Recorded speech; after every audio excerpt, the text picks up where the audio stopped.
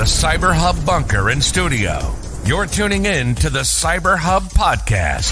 And now for your host and CISO, James Azar.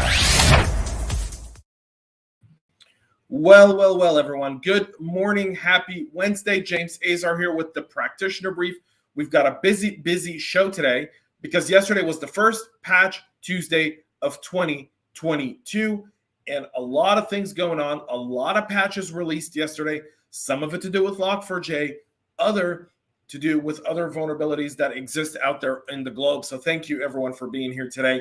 We're live on Facebook, LinkedIn, YouTube, Twitter, Twitch, and on our brand new website, cyberhubpodcast.com, where you can catch our shows live, streaming right on our homepage on our website. You can go and check that out as well. You can see all of our shows, including CISO Talk, Goodbye Privacy, and Breaking into Cybersecurity, which is hosted by my very good friends, Chris and Renee. And it's an awesome podcast, so go and check that out as well. Folks, if you're listening after the fact on your favorite podcast listening platform, you can see all of the show notes to all the stories we cover. All the stories we cover are in the show notes. Yeah, I'm like going backwards, right? I have not had enough coffee this morning. I can tell you that much. So we'll get into that as well. Good morning to Eddie. Good morning to Greg. Thank you all for being here and everyone else. We are getting loaded and ready to go. But before we do that, I said I didn't have enough coffee. My double espresso in my Cubs mug. Yeah, I know. Where's my UGA? And I haven't had a UGA mug. No one from UGA has sent me a mug yet. All right, folks. Coffee cup cheers.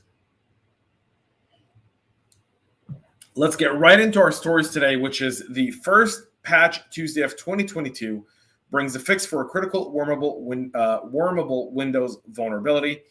Microsoft kicked off its first set of updates for 2022 by plugging 96, that's 96, security holes across its software ecosystem. It's urging customers to prioritize patching what it's called a Wormable vulnerability. Of the 96 vulnerabilities, 9 are rated critical and 89 are rated important in severity, with 6 zero-day publicly known at the time of release. This is in addition to 29 issues patched in Microsoft Edge on January 6th in what was an out-of-band patch. The patches cover a swath of computing giants' portfolio, including Windows components, Exchange Server, Office and Office components, SharePoint Server, .NET Framework, Dynamics open source software, Windows Hyper-V, Windows Defender, and Windows Remote Desktop Protocol, the RDP, which is one of the most critical. Chief among them is CVE 2022-21907. So just want to point this out.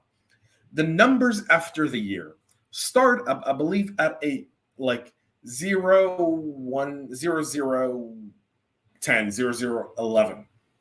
We're at 21,907.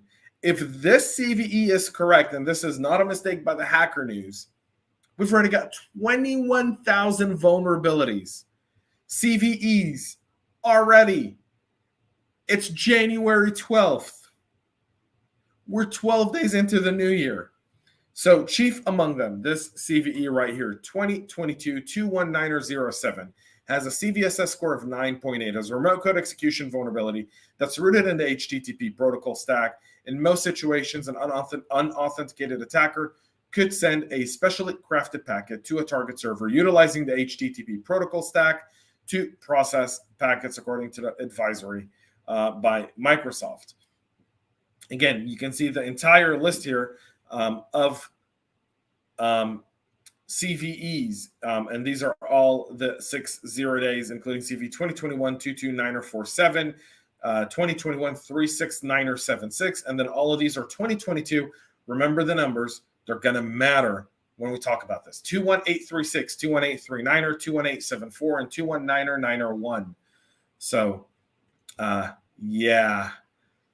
Whew. Let me tell you. 21,000 vulnerabilities, January 12th. That's how these CVEs are given by MITRE. So good morning to Aaron. Good morning to Balrud. Thank you all for being here. Go get your Microsoft patch. But there's a lot more to do with that. CISA yesterday also went on to release and CISA added 15 recent and older vulnerabilities to a must-patch list. This list was initially announced in early of November of 2021. It included more than 300 vulnerabilities. They've now added an additional 15. What's an additional 15 in 300? But they all impact specific critical software like Google Chrome, Microsoft Windows 32K, WinVerify Trust, Oracle WebLogic Server, Synacore, Zimbra Collaboration Suite, Fortinet, FortiOS and FortiProxy, Palo Alto Networks PAN-OS, XML Transfer Agent, IBM WebSphere Application Server, PrimeTech, PrimeFace Applications, and Elastic Kibana all need to be patched by July 10th, according to CISA.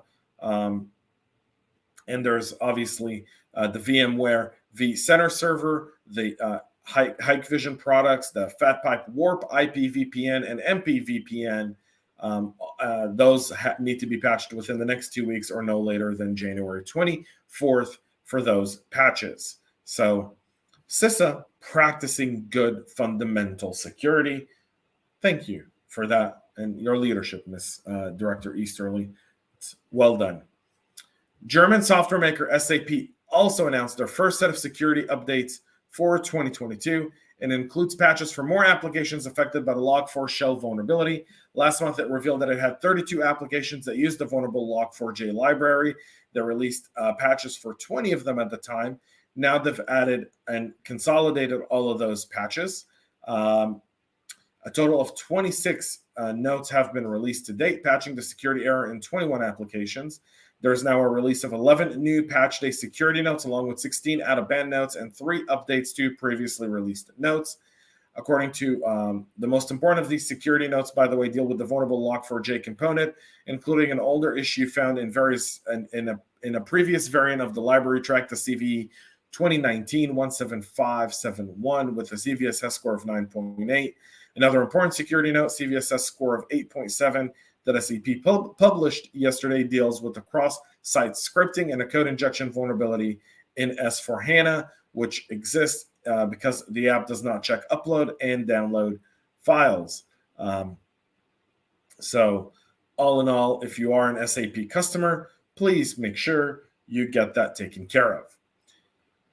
We'll move outside of Patch Tuesday into something very, very interesting. A new campaign that's leveraging public cloud infrastructures, deploying not one, but 3 commercial RATs, which stands for Remote Access Trojans.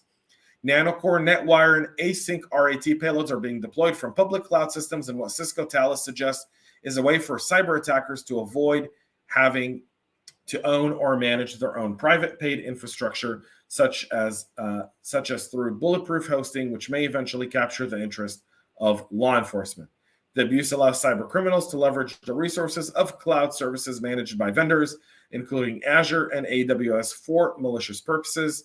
These types of cloud services like Azure and AWS allow attackers to set up their infrastructure and connect to the internet with minimal time or monetary commitment. It also makes it more difficult for defenders to track down the attacker operation. Cisco Talos researchers said a new campaign based on the public cloud was discovered in October of last year. The majority of the victims are based in the US, Canada, and Italy. However, a handful appear to be from Spain and South Korea.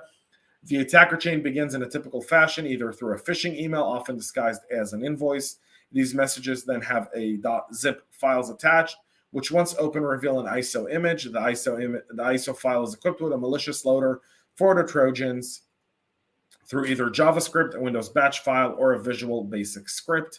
If the victim attempts to load the disk image, these scripts will trigger, designed to deploy Nanocore, NetWire, and Async RAT. The scripts will reach out to the download server, snag a payload, and this is where the public cloud service comes into play. Some of these download scripts use obfuscation techniques to hide these activities. The JavaScript contains 4 layers of obfuscations, with each new malicious process generated after the previous layer is peeled back. So very, very sophisticated. It actually does hide itself from our traditional EDR or XDR, MDR solutions, whatever you're using in those places. So keep that in mind. They also abuse the Duck DNS, which is a legitimate dynamic DNS service for pointing subdomains at IP addresses. Very, very sophisticated. Keep your eye out for it. One good way to defend against this, folks, again, block zip files. In today's world and in our ecosystem, there's no reason why you should still be allowing zip files into an inbox. Those files should be quarantined, maybe opened in a sandbox by your SOC team.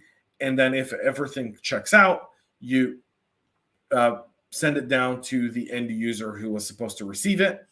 Or better yet, you can use, if you're in the Microsoft ecosystem, you can use Teams, SharePoint, or OneDrive. And then you can scan all the documents. You don't need to use a zip. And that tends to be a little bit more secure. Also, you can do the same in Google Drive.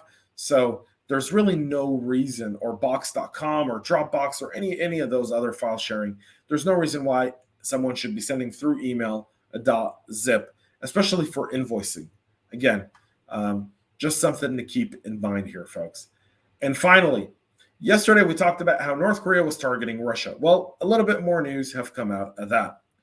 The North Korean government has compromised the email account of a staff member of the Russia's Ministry of Foreign Affairs and deployed spear phishing attacks against the country's diplomats in other regions. One of the targets was Sergei Alexeyevich Rybakov, the deputy foreign minister for the Russian Federation, among other responsible for the bilateral relations with North and South America.